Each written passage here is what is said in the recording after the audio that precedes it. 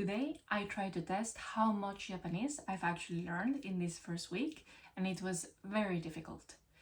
I used a technique called free retrieval, which basically consists on getting a blank page and try to write down as much as you remember from memory without any cues. And that applied to sentences, words, and kanji. And actually, this is a very powerful technique. And you could think, why? Well, first, it allows you to fight something called the recognition bias. And what happens is that when you are exposed to the same materials over and over again, and you just read it and reread them, you become familiar, and this can give you a false sense of mastery. And this is something that you don't realize until you are forced to produce all the information without any cues. So that's actually what I experienced today. Like, I was feeling very comfortable or very confident the previous days with the dual coding and the flashcards that I was using. But the moment that I didn't have any sort of cue, I panicked and I felt like I didn't remember anything. After some effort, of course, some information came, but I remember much less than I thought that I would do. And this is because recognizing something, it's much easier than actually retrieving the information. Because when you recognize, your brain relies on prompts, relies on some cues to get the information. And when those disappear is when you really struggle to get the information. And even though I felt quite reassured using the flashcards, because it is in a sense a form of retrieval, it's still not as demanding as producing something completely from scratch. And it is possible that what I was doing is not pay as much attention to details, especially on the kanji, right?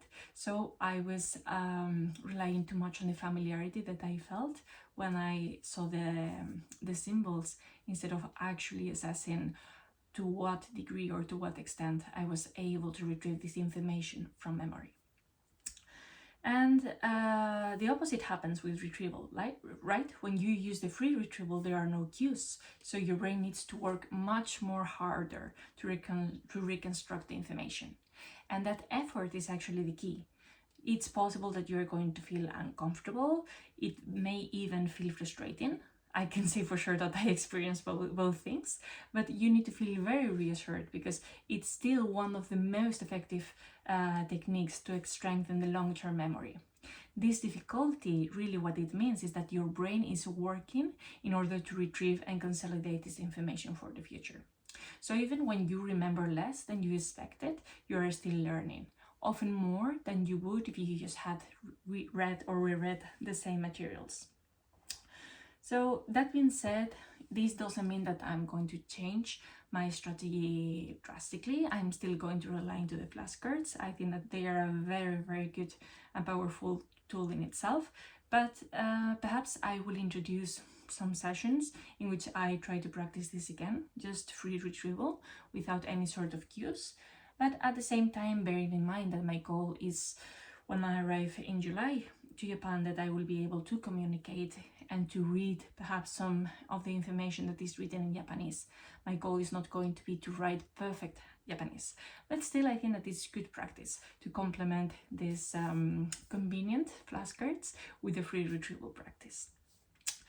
And this has been the end of the first week. Today it's day 8, so I begin my second week, and I will continue to test and see what is really helping me to learn Japanese and what makes it easier and what gives you this false sense of confidence. See you tomorrow for more learning.